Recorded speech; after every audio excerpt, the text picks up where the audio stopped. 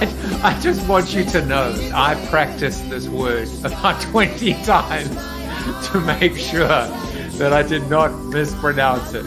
I have a question. Has anyone ever said with all due respect and then not followed up with a zinger? His side of the bed. If I come in and I'm on the other side, he will move it. Yeah, that's it. Which side do you like? With all due respect, you make a good point. Cheery Oreos! Toasted Oreos! Mute. He's muted. I love what he's saying. He doesn't need sounds. You're so small, squishing your head, Joseph. You can. Do it with me, Joe. With all due respect, you really do look handsome, Bruce. Cheery Oreos! Toasted Oreos! Look at you. You are insane. How did I do that? You're How did I do insane. that? You just made the intro reel. Yes, you did. You're insane. Well, hello, everybody. Welcome to another episode of Corona TV. Another day in paradise. Another day surrounded by funnel cakes. I get very excited whenever the word funnel is mentioned in my life. And today is no exception. Stephen Rubin is here. My mom is here. Bob Farnham is looking forward to today's episode. And Shirag Ahir, I hope I pronounced your name correctly, is here as well. Hello to you. Welcome. A new face, a new name. Enjoy today's masterclass in selling, in invisible selling. What is that? You are going to find out soon enough. Bob Farnham says funnel cakes rule. They definitely do. Well, today, just a couple of reminders. I want you, if you are watching on evil Facebook, just kidding, but not really. I want you to go over and hang out on YouTube. I want us to try and create a little bit more of a community on YouTube, including Tom Morris, who brought his philosophical funnel with him. Don't say that one 3 times fast, especially if you've been drinking. So start to converge and convene and communicate and collaborate on the YouTube. And I appreciate that very, very much. And, you know that I've been getting all excited about the Jaffe coin, my cryptocurrency, my own branded cryptocurrency. As a reminder, here's what you got to do. It's not that complicated. All you need is a credit card or a debit card. I know that sounds like a scam. It might be, but it's not my scam. All you got to do is go to rally.io. That's all. Just go to rally.io. You're going to need to set up some kind of an account, right? Buy some Jaffe coin. You don't have to do anything with the coin. You can hold the coin for a rainy day, or who knows when you might want to cash that coin in or use that coin. But once you have coin, you can actually use it to get a shout out on the show, a supersized shout out, like a live read on the show, a signed copy of Built to Suck, or even a 5-minute interview that we could do live that you can use for your own sales or prospecting purposes. What I'm trying to do here is experiment and share the results of the experiment with you. And here's another one as well, which is for 100 Jaffe coins, which I think is maybe the equivalent of about $30, but it goes up and down every day. You can get a 15-minute, I'll supersize it. I'll give you a 30-minute mentoring, coaching, or brainstorm session on Zoom, and I'm only going to give out one of those per week. So step right up and buy some coin and use that coin. That will make me happy. I want to be happy, but more importantly, I want you to be happy. And today is I want you to be happy day. Have I made you happy? Can I make you happy? Will I make you happy? That is the goal in a show about hope, positivity, and optimism. And if there's time left over, a little bit of marketing. Well, today we're going to talk about maybe a little bit of marketing, but a little bit more of selling with Tom Martin. Tom is the president and founder of Converse Digital and the author of The Invisible Sale. Let's do some birthdays. Celine Lipman, Tamira Kremer, I probably butchered that. It's probably Tamara Kramer, Tariq Jabrick, And then on, let's see who I can see. Steve Wax, good old Steve Wax, Harry Joyner, Jody Resnick, and Brian Vestal.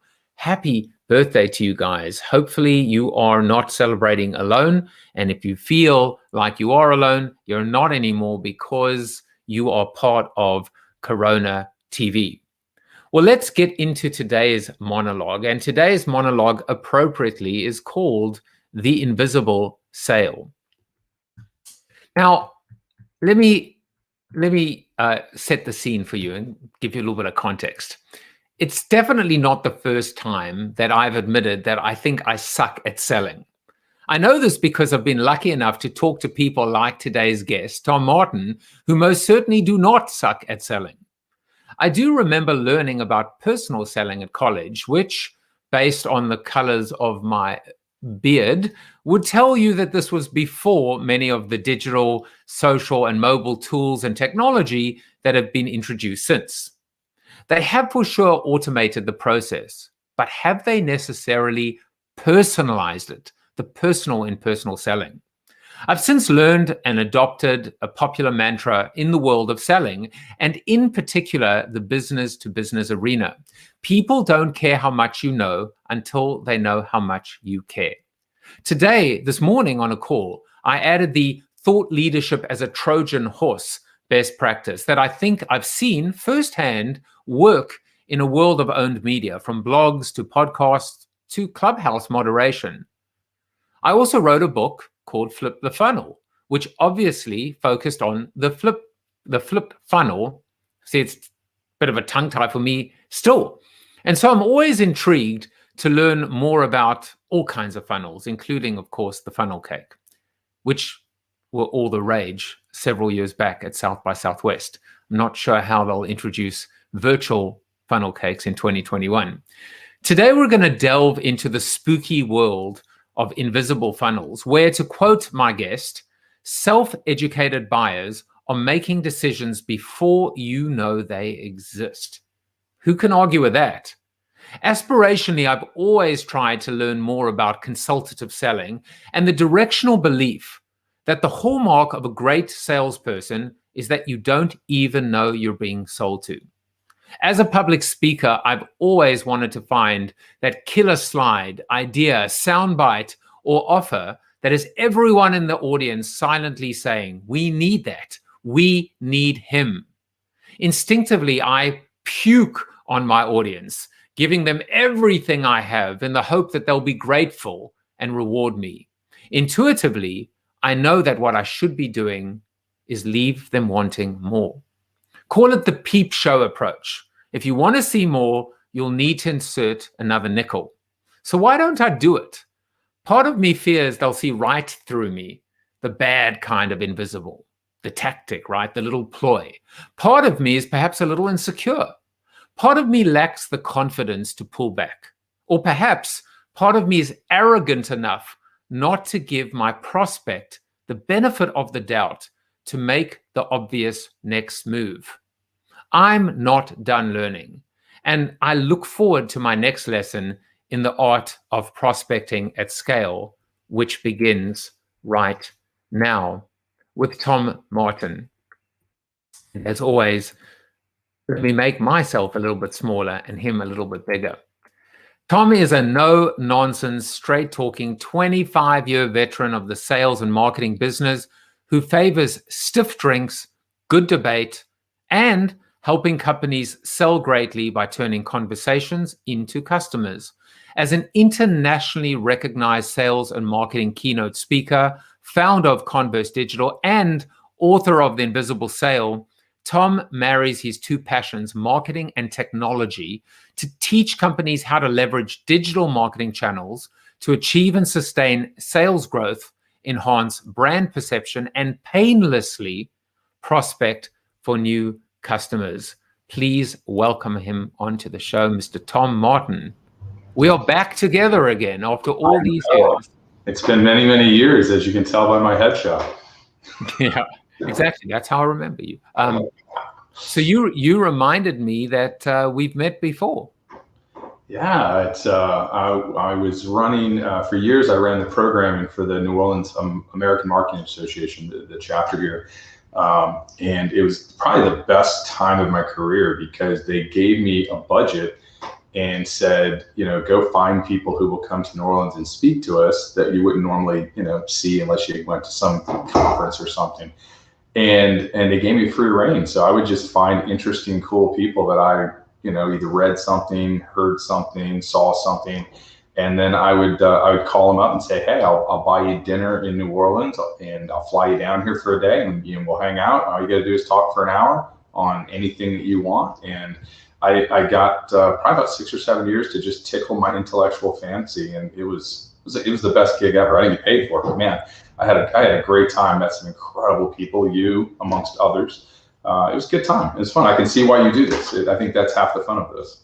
Well, I mean, I remember and two things. One is the last place that I went to for work purposes was NOLA, and it was part of like an iMedia reunion after many years, and the whole world went to hell. And it was in February, basically, just maybe a couple weeks before Mardi Gras, and the rest, unfortunately, is history. But I also remember my driver that picked me up at the airport telling me it was post-Katrina that he went back to his home that had been flooded after, I guess, a couple of weeks, and found like a 10-foot alligator in his home. I just couldn't believe it. I know you said earlier that everything there was just a blur. I feel like 2020 is that now. It's like just a blur. Yeah, it was. I still remember they gave us 1 day to come back because, if you remember, they shut the whole city down. Like they blocked it off with military vehicles. You could not enter or get out of New Orleans. And I remember they gave us 1 day to come back if your house wasn't flooded and or the water had receded. You had 1 day to come back, get anything you could salvage. Wow. Gut your house, tear down any wet stuff, get your refrigerator out on the street because everything in it was spoiled, etc. And I remember driving in to town, and it was the most surreal experience I've ever had in my life because there were no cars, there was no traffic, but mostly there was no noise. You don't realize how much ambient noise is in the world until it disappears and there's nothing. And I just remember my dad and my brother and I driving in, getting out. It was the spookiest thing I'd ever seen. And then it got worse when this big ass Apache flared out right over top of us, and the guy's looking out the window with his gun. We're like, it's our house, we're good, we're not looting. And he's like waves and off he goes, and you're just like, wow, did this just happen? Is this what my life has come to? Yeah, we're looking for new alligator boots, so that was not the story. So I like to always begin getting to or reacquainting myself with my guests, but there's no way I could have learned these fun facts about you when I came down all the way back when. So the first one is, and I mean, listen, let's just be honest with each other, right? Who doesn't fancy a good Gregorian chant now and again, right? It's like, see, it's peaceful, it's calm, it's uplifting. Isn't it great? Can you burst into a bit of chant when you need to? Let me see if I remember the words to this one.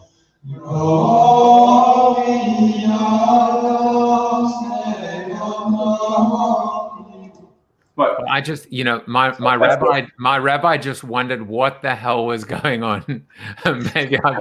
Maybe I've been eating too many funnel cakes. Well, that is interesting. But here's something else that's pretty interesting, which is you won a car with a half-court basketball shot at your kids' fair.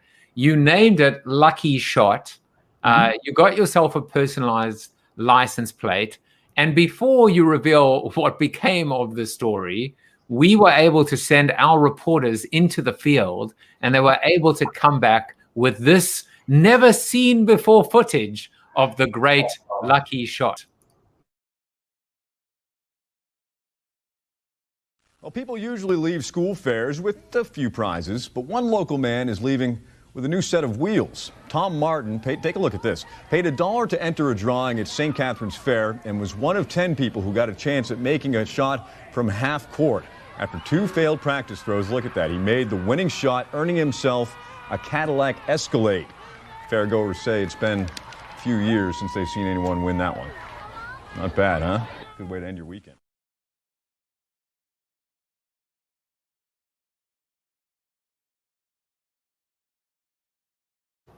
All right. Now, unfortunately, the story does not necessarily have a happy ending.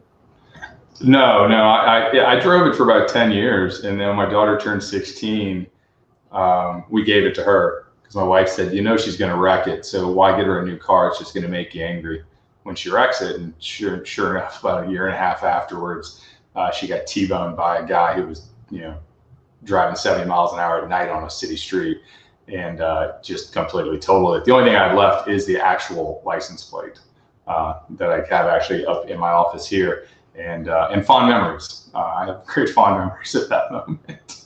I love it, and of course you did the perfect celebration, which is just yeah. Well, the funny thing is I was massively inebriated when I took the shot, which my friends, as I walked into the gym, were like, he's gonna be lucky if he even gets the ball anywhere near the hoop, and then it's nothing but net, and it's like, okay, great. And then every time I play basketball with my kids, they just tell me, God really must have wanted you to have that car, Dad, because you are so not a basketball player. Well, I love the fact that you were actually inebriated as well, because there's no way, and that's the key, right? The key is you're either going to be so drunk that you embarrass yourself and don't even remember it, or make the shot. So now that we know a little bit about you, we can get into some of the meat and potatoes of what we want to discuss, which is this, this abridged or updated, I should say, or evolved thinking about selling. So first of all, I spoke in my soliloquy about how I believe I suck at selling, and like how self-conscious I get at selling. Let's level set for a second and talk about, is it science or is it art, great selling, or a little bit of both? Well, actually, I actually wrote down as you were doing your soliloquy, I don't think you actually suck. I think you're actually fabulous. I think most salespeople suck because of the thing you pointed out, where you feel like you can't do that thing where you leave them wanting more. You give them everything. You leave it all on the stage or all on the page, and I think that's what really makes a great salesperson. Because if you think about it, as buyers of things, information, whatever, if you're at a conference and you see this great session title and you think, oh God, I need to learn about selling, and you go in and the person sits on the stage and they tell you a bunch of stuff, but they never really give you the whole package, you kind of feel cheated. Same thing when you download the white paper you think is going to help you, and it really doesn't. It's just a come on. You got to then go talk to somebody. I think people feel really cheated by that. I really think that's the hallmark of bad selling. So I actually think you're pretty good at it myself. In terms of giving people what they came to get. And I think, it's like I always tell that, maybe it's because we live in New Orleans. And, obviously we have lots of great chefs down here, and I fancy myself a little bit of a chef as well. I can go get a, Emeril Lagasse recipe, and I can cook it, and Emeril will cook it. And I promise you, his will be 10 times better, because, that's the art part of it. He's just a better chef than I am, right? And there's going to be something that he knows how to do I don't know how to do. I think it's the same with all this other stuff when you sell, especially what we do, which is knowledge. But yeah, no, I think that the hallmark of great sales right now is really just being, trying to actually help people solve their problem, whether you're necessarily making money off of it or not. And either they'll figure out that they actually need more than they thought, or they'll tell everybody else to hire you, people who maybe have to hire you for some reason.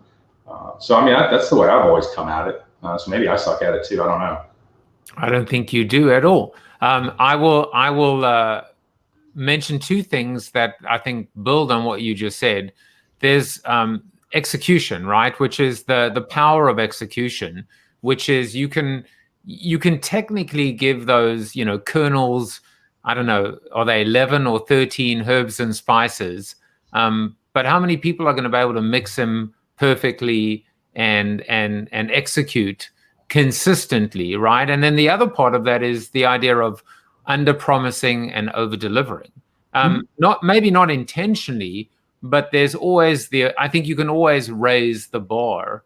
And I think as long as it's not done in a manipulative sort of fashion, there is the ability to build trust by constantly over delivering.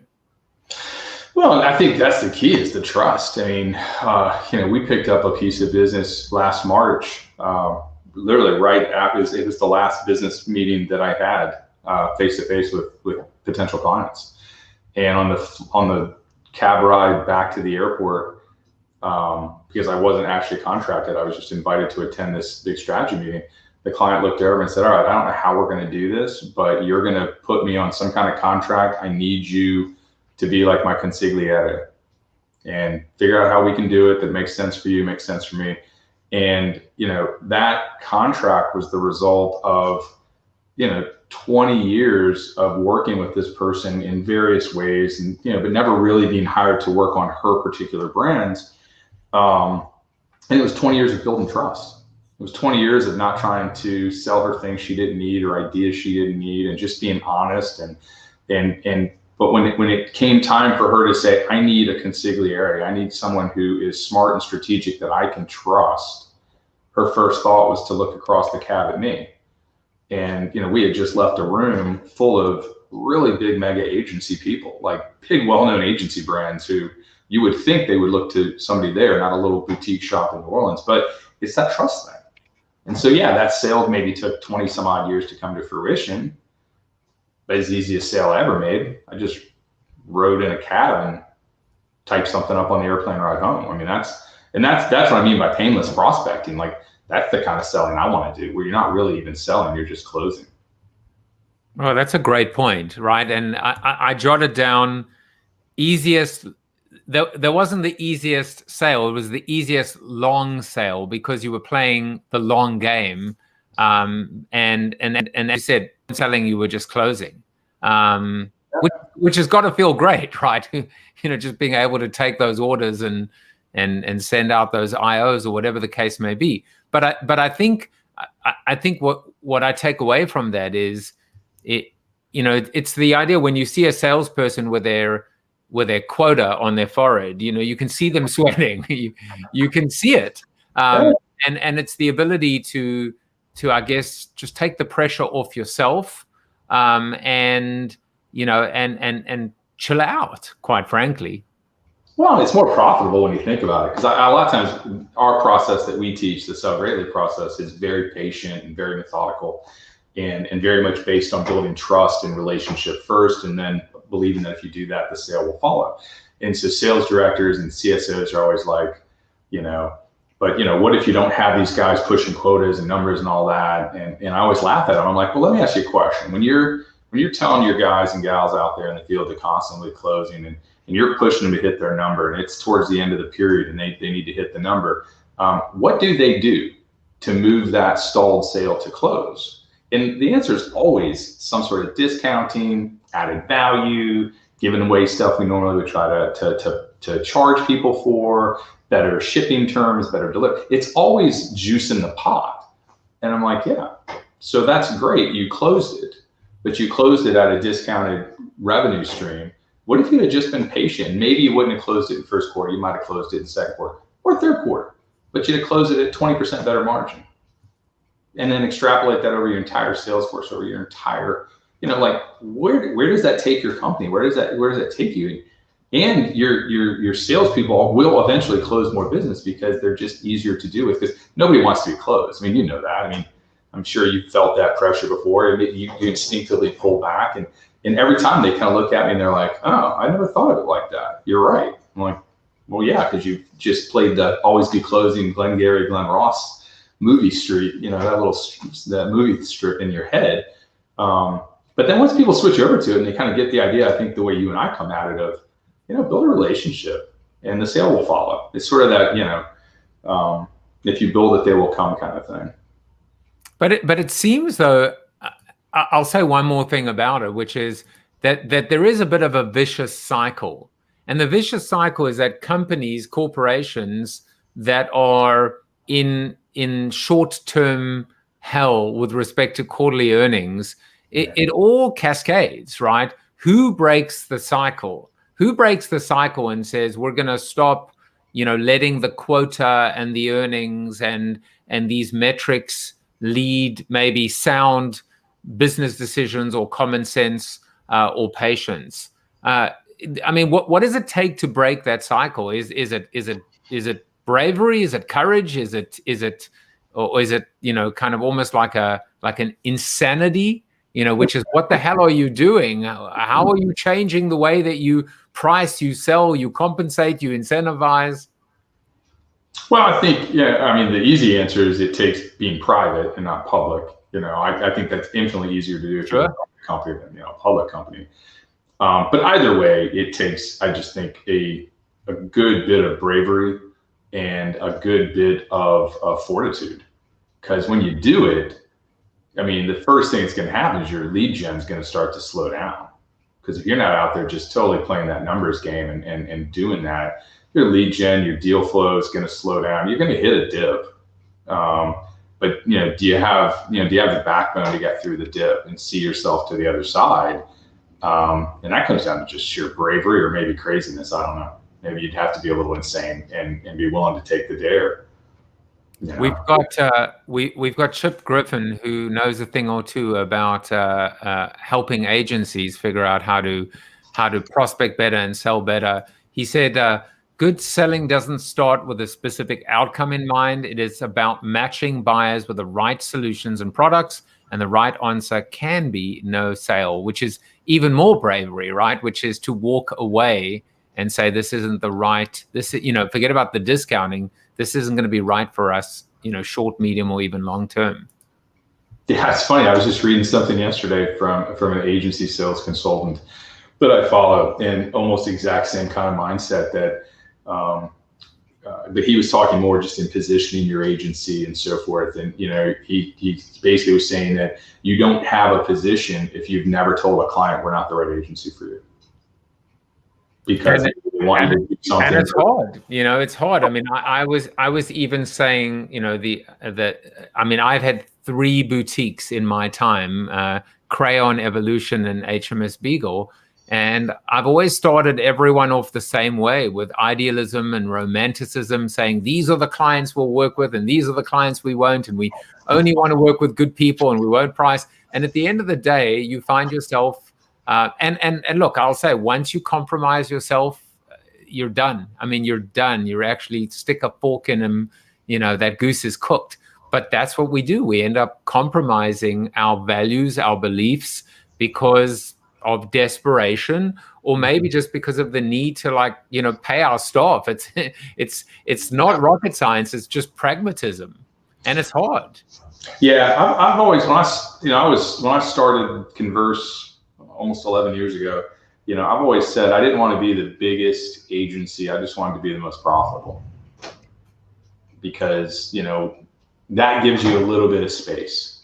If you've got some profits and you've got some retained earnings and you got a little bit of runway, it gives you permission to push back a little bit and try to work through with a client. And then if not, to be able to say, you know what, I don't think this is going to work. I don't think we really match well. You're not going to be happy. I'm not going to be happy. So why don't we just shake hands and we'll unwind this thing and do it in a way that is least discombobulating for both of us, and part friends, and it'll all be good. We'll find other clients, you'll find other agency, life will be good.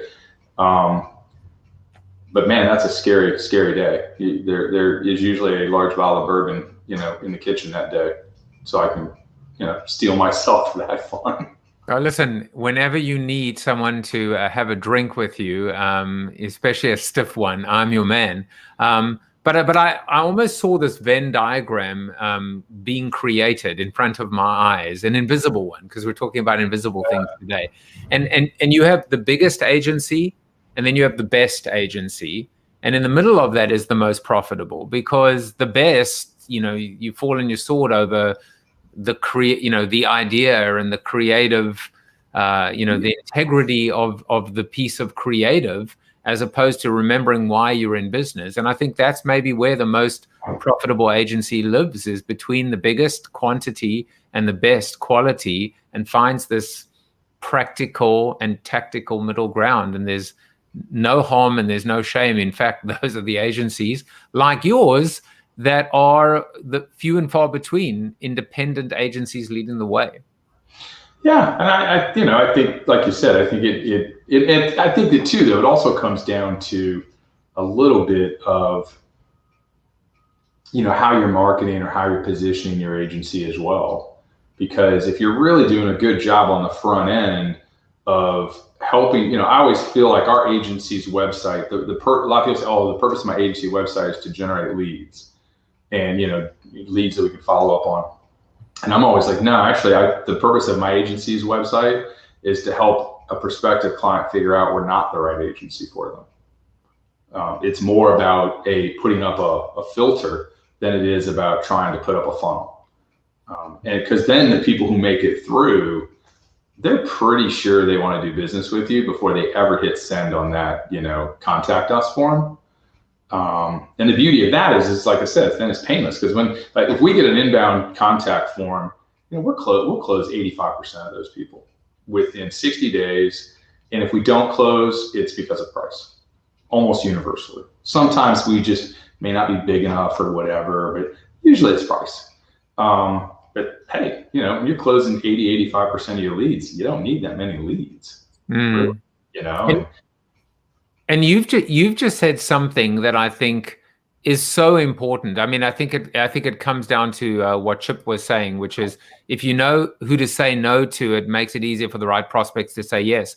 Another overlay is this idea of firing your customer. Not everyone can be your customer, but I think there's something, when I wrote Flip the Funnel, I said there are two types of funnels. There's a quantity funnel, which is the ability to take, a lot and condense it into a little.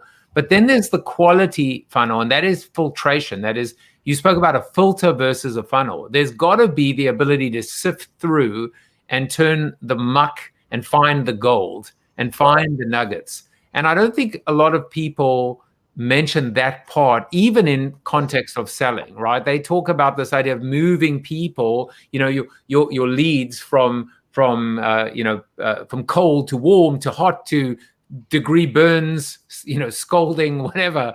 But they don't talk about the quality aspect, and I'm glad you just touched on it, just now. Well, you've been in this business a long time, as have I. When you're working on a client's business and it's a really good match, there's a great mutual respect for each other's roles. You both have a good common view of how marketing works. You've got a common design sort of sensibility, etc. It's just so much more fun. It's so much more fun. It's so much more fulfilling. It's so much easier to get you and your staff to put in the extra hours, to make sure you hit the deadlines. Like, you want to go all in for those clients because they show you that respect back. They're all in with you and so forth. And then, you contrast that to a client maybe that treats you more like a vendor. And, in the beginning, everybody's all jacked up, new clients and all that. But over time, it quickly fades, right? The bloom comes off that rose, and it's hard for people to get excited about that client's work, and the ideas start to get stale because you're just, you don't give your best work to stuff that's not filling your passion, right? And so, I think if you can do a better job up front of being more consistent about getting those really good clients on board, this is a hard business. There's a reason they say advertising is a young man's game, young woman's game. It's hard. It eats you up. It's a lot of hours, a lot of stress, fast pace, oftentimes working in unstructured environments. You hear no a lot more than you hear yes. If you don't have that underlying passion for the brands that you're working on, and I think the same thing goes for people who work in a corporation. If you don't just really love what you're doing, the brand you're building, it's just kind of going through motions. I want to touch on the other F word, right? Because we had funnel and we had filter, and you mentioned fun. My first boss, his mantra was have fun, make money. And I've since adapted that or hacked it in to say have fun, do good, make money. But the have fun part, people don't talk about it enough. They don't talk about the fact that life is short, and hitting those quotas and even getting those bonuses, but being miserable and not loving it. Why are they mutually exclusive? Or what would happen if there was more fun even injected into that process? Maybe those quotas would just be blown through as well. So I'm glad that you touched on it, because again, when you think about even this topic, right, and talking about coaching and helping people understand how to be better sales people, you never really hear about that this should be fun. That is true. You don't. You really don't. And it's a shame. I don't know. I think it's just one of those things. I think most people grow up disliking selling, feeling icky. If I'm a salesman, the used car salesman is sort of the classic cliche, right? None of us ever want to be a used car salesman. And so I think maybe we're taught or patterned to believe that sales shouldn't be fun. It's not a fun thing. But I don't know. Maybe it's because I've gotten older and maybe a little wiser.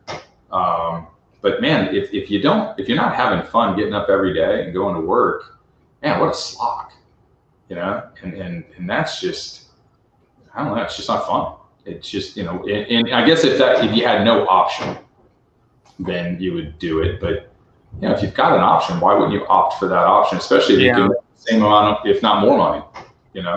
Well, your quote of the episode is this one. The best way to sell yourself to others is first to sell the others to yourself. Wow. Huh? That's pretty. That's good. I sound smart. I like that. I didn't say it was you. Is it you? Damn. I was gonna say I didn't think I said that, but I like that quote. All right. Well, hold on. I'm going to say it now. I was going to tell you that this was Napoleon Hill, but instead I'm going to go now. And this is the beauty of editing: is we're going to be this quote, guys. The best way to sell yourself to others is first to sell the others to yourself. This was said by none other than Tom Martin, guest number 213 on Corona TV, the president and founder of Converse Digital and the author of The Invisible Sale. Speaking of which, let's talk about it. Let's talk about The Invisible Sale. Let's talk about this book, and let's talk about. I think I was looking at the comments earlier, and you mentioned, I think, one of these magic 5 Ps. But I think it was David Libby who said, "Is there a best approach to selling?" The Sandler way, etc. We have a clip. It's about. It's it's an oldie but a goodie. This is not Napoleon Dynamite. This is not Napoleon Bonaparte. This is not Napoleon Hill. This is Tom Martin talking about the 5 Ps. It's so good that I had to show you the whole clip.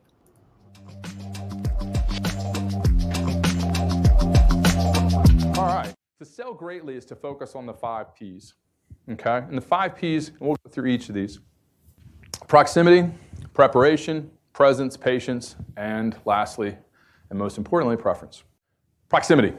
Everything that I believe in how sales and marketing works is based on how relationships form between human beings. The number one predictive variable for the formation of a relationship with two people at some point in the future is proximity. Because those relationships will throw off sales for you down the line. Second piece, preparation. I will tell you this, I think, is the part that people do the worst. We're trying to move so flippin' fast these days that we just don't do our homework. And the way I always phrase it to folks is, look, you should never, as a salesperson, you should never talk to a stranger. Your mother was right when she told you that as a child. Now, as you're having these conversations, and I will tell you that people that I work with, we have arguments over what's the most important P. Most people will say proximity is the most important P. I think this is the most important P, presence. because as a culture, as a society, we are woefully bad at it. Anybody here, just by show of hands, last 6 months, you've been on the phone with somebody and you are absolutely convinced they are doing social media, reading emails, or texting while they're on the phone with you? Anybody had that experience? Everybody's had that experience, right? Last 2 P's, and then we'll move and let you guys go on to the next thing today. Patience. Patience is not usually something or a virtue that salespeople have. It's not usually a thing that we look for in the sales world. We're always trying to close, right? Like get the deal, move forward. But you need to have a little bit more patience. Because again, you're not focusing on creating transactions, you're trying to create relationships. So you're going to have to be patient. You're going to have to always be out there connecting with people, always building that pipeline. And be a good person. Don't try to sell. Just build relationships. And it all leads to this, preference, the last P. You have to be the preferred provider today. Because here's the thing with preference. There is a lot of power. If you can be a single source provider, if they can just come to you and buy, who are they going to go buy from? Their preferred provider. But even in an RFI, RFP world, preference has power. It creates what I call top of stack. Meaning, when they sit the RFI responses down in front of the buying committee, yours is at the top of the stack.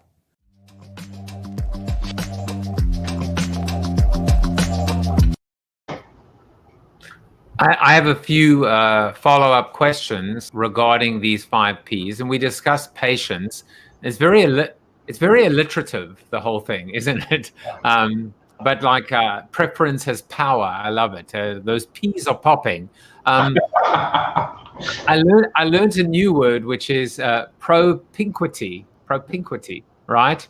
The law of propinquity states that the greater the physical or psychological proximity is between people, the greater the chance they will form friendships or romantic relationships. So there are two P's here, which is proximity, aka propinquity, and this idea of presence. Both of them, I think, have been affected, impacted, influenced by this virtual hybrid existence that we're living in. So talk a little bit about how do you create proximity, and how do you counter or how do you create presence when we are feeling so, in a way, discombobulated and detached, or are we? Well, I think the first one is, how do you create the proximity? Actually, digital makes it so much easier than it was in the physical world to begin with. And I think those of us who have kind of grown up in the social media world over the last decade all understand, because it's kind of how we built our networks, that you can create a lot of proximity and propinquity via Twitter and LinkedIn and Facebook and Instagram, because you can be in other people's lives every day, multiple times a day if you want, seeing them, talking to them, having these sort of asynchronous conversations versus the old days, you had to be physically with them, or maybe you're on the phone. So I think it's actually really easy to create that. But the key thing that separates propinquity from proximity is that what the research on propinquity says is that each time somebody comes into contact with you, they have to have the opportunity to learn something new about you. So, the way I explain it is, if you go on a date with somebody and you have a lovely conversation and you say, wow, this is great, let's go on another date. So you go on a second date, you have the exact same conversation, word for word. You might still have a lovely second date. You might go on a third date. You might keep dating and going to dinner, but you're never going to actually advance to a place where you're going to become, really good friends, romantically inclined, or anything like that, because that person never gets the opportunity to learn more about you at each stage. It's kind of why traditional advertising fails at building propinquity, because if you think about it, that's what we do. We build a couple of ads and TV spots, whatever, we bang the hell out of it with GRPs, but we're having the same conversation over and over and over. The consumer never gets the opportunity to learn more about us, our product, or whatever. And that's where digital really comes into play. And so that's really what it's about.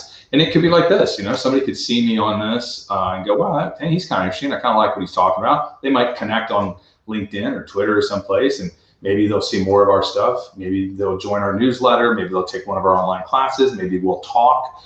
And every time they do, they get to learn a little bit more about me. And then at some point they'll hit a critical mass of things that they'll go, wow, I really like this guy. You know, when I need this kind of help, I'm going to hire him, or I'm just going to go hang out and be his friend or whatever. And that's really how it works. I mean, and so that's why I say if you can be patient, play that long ball, that's really what you're playing. You're letting that no-like circle happen, you know, over and over and over and over. And you can have great, I don't know, maybe it's happened to you in your life, but I've had times where I'll be at a conference and I'll, you know, see somebody who I've never met in the real world. We only know each other through this. And, you know, we'll hug each other and blah, blah, and I'll, you know, we'll get done and I'll be back with my group. And they're like, wow, I didn't know you knew so-and-so. I'm like, well, I mean, I did, but that's the first time we've ever actually met. And they kind of freak out. They're like, well, you guys look like long lost friends. I'm like, well, yeah, we've been talking online for 3 years. You know, we've had virtual cocktails together back even before Corona. And that's kind of, I think, how it works. And that's why it works, because you're really focused on building that relationship first. And then if sales come, they come. And if not, maybe referrals will come, what we call social agency. And I've got great social agents, people who have, you know, probably my most valuable customer who's never hired me, but they've told 1 billion other people to hire me. Yeah. You know, and that's just, those people are gold. And, you know, but you got to value that relationship. And often we don't do that. We're like, oh, well, you can't buy from me, so I'm off to the next prospect. And that's a shame, because A, you lose a chance maybe to build a really fun relationship. But B, you lose the chance to have that person fall in love with you and tell everybody else to hire you, even if they can't for some reason. Or maybe, you know, maybe they saw this incredible quote from you, and they're like, I need to meet the owner of that quote, or I need him to show me how to make a half-court shot.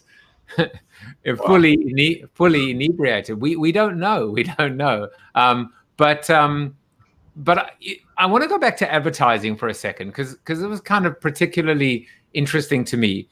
It's another P, and I just need to apologize to Chip, because he said, could you please stop this particular alliteration? I had a lot of coffee today, but it's the P of predictability. You know, we're told that advertising is meant to be consistent, but in doing so, it becomes very predictable. And there isn't enough surprise, delight, unexpected twists and turns that maybe injects that freshness. It's the staleness versus the freshness. And I really, really love that point that you made, which is every point of contact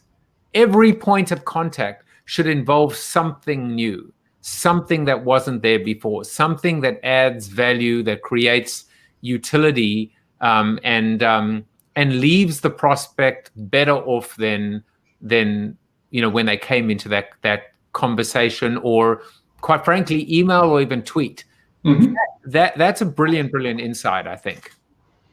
Well, thank you. I wish it was clearly mine, but it is, you know, like I said, it's, you know, Pinquity, it's a real thing. I didn't make it up. It's been studied for about 100 years in the social sciences. Is that from Napoleon Hill, American author, or no? No, sadly it is not. It's a bit of reciprocity as well.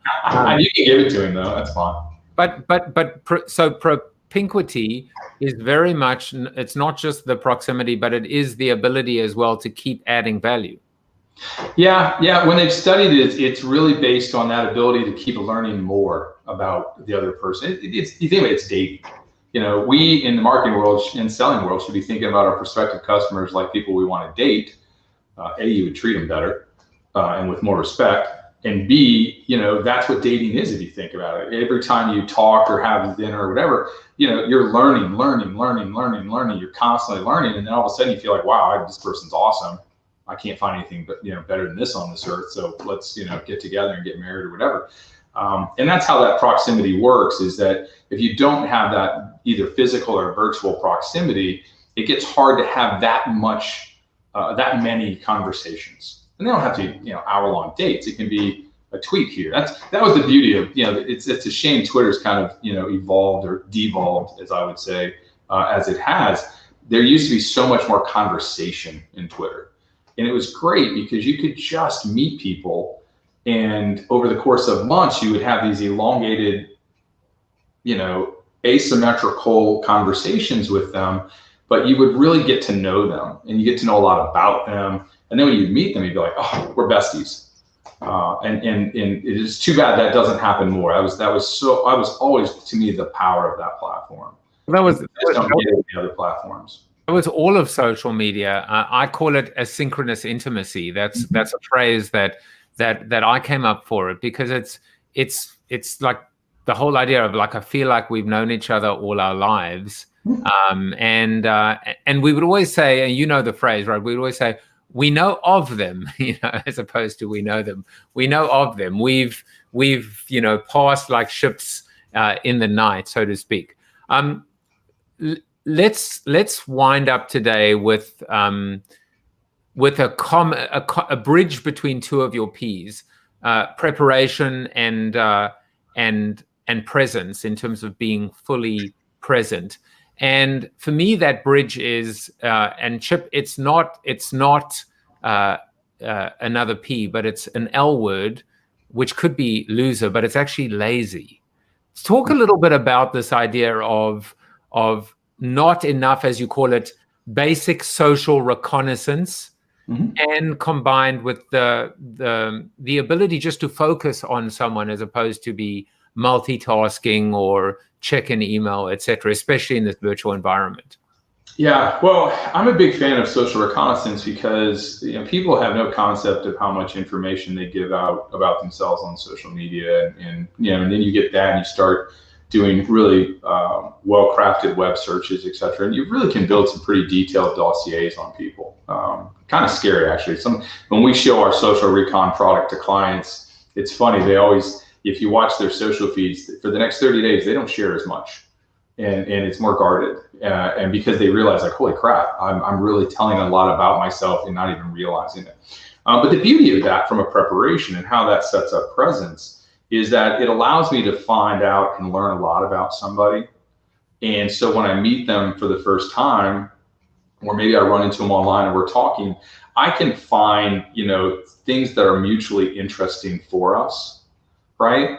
And I can use that topic to create that little bridge between us, where it's just the two of us on that little bridge having this conversation that we're both passionate about, that isn't what I sell or buy or what they want to buy. It's just two people having a really cool conversation about something they care about and are passionate about. And it's easy to be present in a conversation when you're talking about something that excites you, that you're emotionally connecting into. Where I think people lose that presence is when they're in that very rational, salesy conversation, and they're worried about, they got their next meeting coming, or how am I doing? They're in that sort of rational part of their brain. But when you're in that completely emotive conversation, that it dials you in. It's easy to be present. If I get talking to somebody about cooking, shit, we'll go on for hours. We'll trade recipes, we'll talk techniques, and I'm like a kid in a candy store, and I'm going to be completely, zoned into that person, and everything over here will just fade away. But if you make me talk about something like, rational, or that I'm trying to sell them, it gets easy to lose that, to kind of, to be cognizant of, oh, my phone just dinged or whatever. So that's the main thing, I think, behind it. That's the main bridge. And I think, by the way, it does come back and ties back to this idea of fun, right? Which is when you love what you do, and when you're committed to the conversation and to the relationship, all the other things, the quotas and the IOs and the T's and C's and all of that stuff just fades away as just kind of, yeah, we'll take care of, don't sweat the small stuff, we'll take care of that. But I think that's a great way to end this, which is how, and I'd never heard of that before, which is, but it makes so much sense that the reason why we're multitasking and checking our email, you could say it's lack of respect. You could say it's lazy, but really it just comes down to the fact that you're just not having enough fun.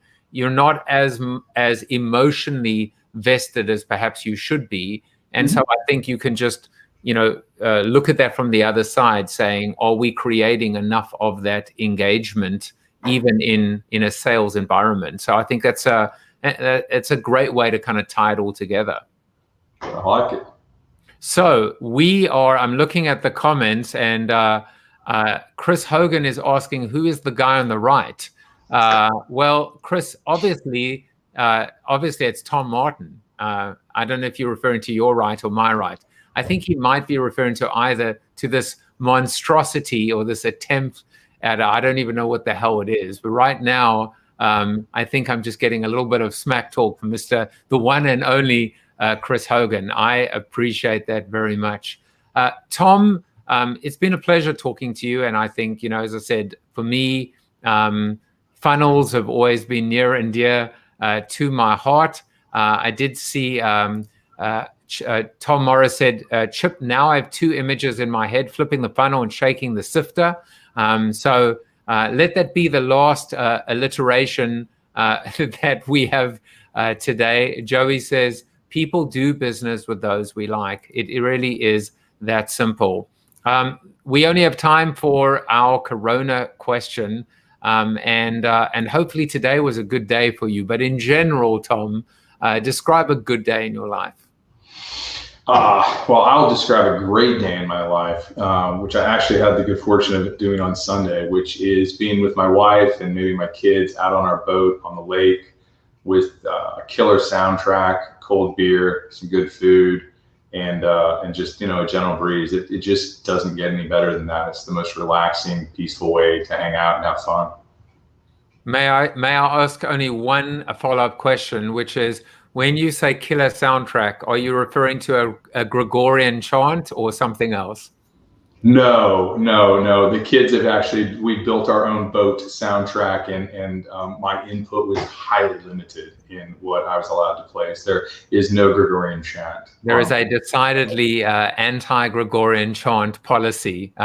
It's in the small print. It's in the T's and C's. This has been... Huh? No, you go. No, I'd say I should slip a Gregorian chant into the playlist. That would really be funny. You know what? You're welcome. You're welcome. That was worth me following up twice, because I think I just lost it at that exact moment. But please do that. Make sure that a hidden camera films it, and I will make sure that I play that on a future episode of Corona TV.